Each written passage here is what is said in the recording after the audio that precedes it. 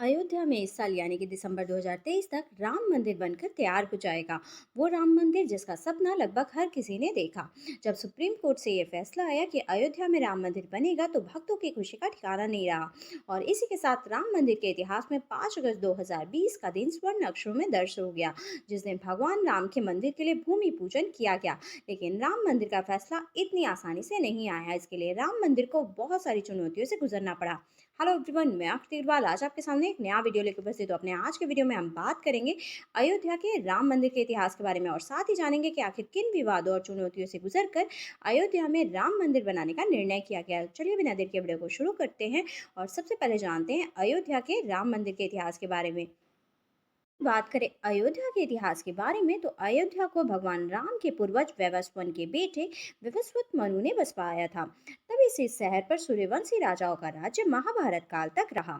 यहीं पर दशरथ के महल में प्रभु श्री राम का जन्म हुआ। भगवान श्री राम के काल में अयोध्या काफी सुंदर हुआ करती थी। ये इतनी सुंदर थी कि इसकी तुलना स्वर्ग से की जाती थी। कहते हैं कि भगवान राम के जल समाधि ले लेने के बाद अयोध्या कुछ समय के लिए बिखर गई, लेकिन उनकी जन्मभूमि पर बना महल वैसे का वैसा ही रहा। भगवान राम के बाद उनके बेटे कुश ने एक बार फिर से राजधानी अयोध्या का निर्माण करवाया।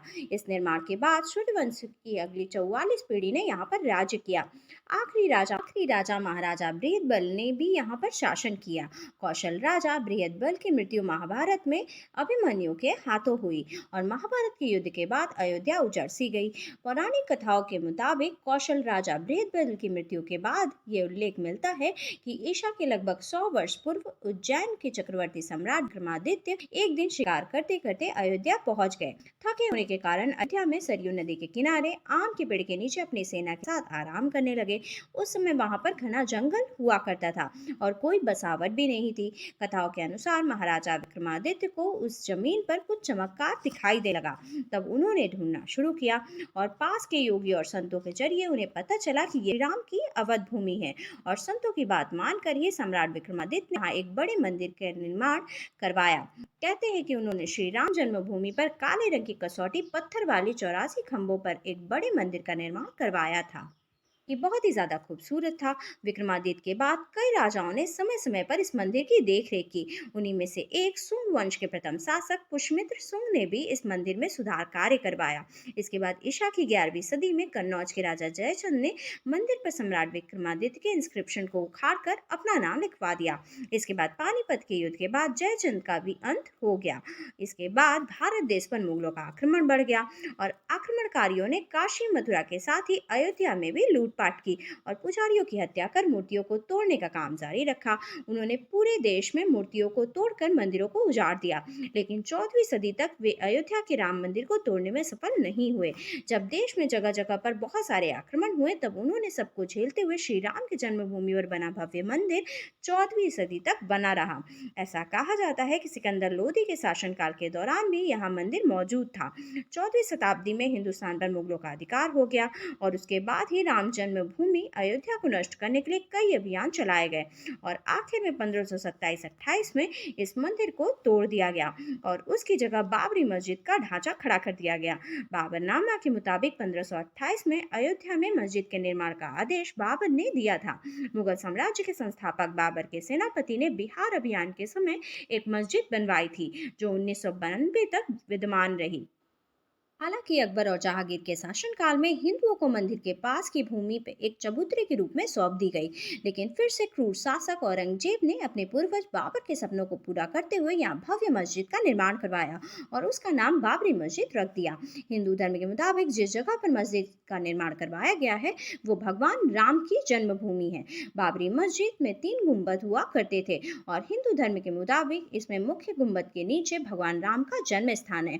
साल 1853 में इस मंदिर को लेकर हिंदू मुस्लिम में सांप्रदायिक दंगे शुरू हो गए और इस जगह को लेकर विवाद खड़ा हो गया। 1859 में अंग्रेजी सरकार ने विवादित जगह के आसपास बाड़ लगवा दी। मुसलमानों को ढांचे के अंदर और हिंदुओं को बाहर चौतरे पर पूजा करने की इजाजत दी गई। इसके बाद साल 1885 में महंत रघुवर दास ने अदालत से मांग की कि चौतरे पर मंदिर बनाने की इजाजत दी जाए। ये मांग खारिज हो गई। सालों साल पहले छिड़े विवाद को अंग्रेजों ने उस वक्त शांत कर दिया, पर असली विवाद तो साल 1949 में छिड़ गया। 23 दिसंबर 1949 में भगवान राम की मूर्ति मस्जिद में पाई गई। हिंदुओं का कहना था कि भगवान राम प्रकट हुए हैं, जबकि मुसलमानों ने आरोप लगाया कि किसी ने रातों रात चुपचाप भगवान राम की मूर्तियां वहां रख दी। और उस समय यूपी सरकार ने मूर्तियों को हटाने का आदेश दिया, लेकिन जिला मजिस्ट्रेट के नायर ने दंगे और हिंदुओं की भावना को ठेस पहुंचा देख इस आदेश को पूरा करने में अपनी असमर्थता बताई। तब सरकार ने इस विवादित ढांचे पर ताला लगा। साल 1950 में फैसलाबाद सिविल कोर्ट में 2 अर्जी दाखिल की गई, जिसमें एक में रामलला की पूजा की इजाजत मांगी गई और दूसरे में विवादित ढांचे में भगवान राम की मूर्ति रखे रहने की इजाजत भी मांगी गई। इसके बाद साल 1959 में निर्मोही अखाड़ा ने तीसरी अर्जी दाखिल की। निर्मोही अखाड़ा वो समुदाय है जिसमें सबसे पहले अयोध्या की भूमि का विवाद बताया था। साल 1984 में विश्व हिंदू परिषद ने एक कमेटी गठित की और विवादित ढांचे की जगह मंदिर बनाने की मांग की। साल 1986 में 1 फरवरी को फैजाबाद के जिला जज के पांडे ने हिंदुओं को पूजा करने की इजाजत देते हुए ढांचे पर से ताला हटाने का आदेश दिया। 6 दिसंबर 1992 को वीएचपी और शिवसेना समेत दूसरे संगठनों के लाखों कार्यकर्ताओं ने विवादित ढांचे को गिरा दिया। देश भर में सांप्रदायिक दंगे हो गए। साल 2010 में इलाहाबाद हाई कोर्ट ने अपने फैसले में विवादित स्थल को सुन्नी वक्फ बोर्ड, रामलला विराजमान और निर्मोही अखाड़ा के बीच 3 बराबर हिस्सों में बांट देने का आदेश दिया। इसके बाद साल 2017 में सुप्रीम कोर्ट ने आउट ऑफ कोर्ट सेटलमेंट का आह्वान किया। अभी तक भी इस मामले में कोर्ट का कोई फैसला नहीं आया। फिर आखिर में 8 मार्च 2019 को सुप्रीम कोर्ट के मामले को मेडिएशन के लिए भेजा गया।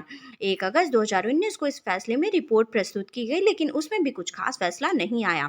6 अगस्त 2019 को सुप्रीम कोर्ट में अयोध्या मामले की सुनवाई शुरू हुई। 16 अक्टूबर 2019 को इस मामले की सुनवाई पूरी हो गई और सुप्रीम कोर्ट ने अपना फैसला रिजर्व रखा और आखिरकार आया वो दिन जिसका भारतीय इतिहास में सभी को इंतजार था। इस दिन 134 साल पुराने अयोध्या मंदिर मस्जिद विवाद पर सुप्रीम कोर्ट ने अपना फैसला सुनाया। 9 नवंबर 2019 को सुप्रीम कोर्ट ने चीफ जस्टिस रंजन गोगोई की अध्यक्षता में 5 मेंबर काउंसिलेशन बेंच ने सभी की सहमति से यह फैसला सुनाया कि अयोध्या की 2.77 एकड़ की पूरी विवादित भूमि को राम मंदिर निर्माण के लिए दे दिया जाएगा। मस्जिद के लिए अलग से 5 एकड़ जमीन मुहैया कराने का आदेश भी दिया गया और इस तरह से इतने साल चुनौतियों के बाद अयोध्या में राम मंदिर बनाने का फैसला आया। आज के वीडियो में बस इतना ही। For more such interesting video, like and subscribe my channel. Thank you. Bye bye.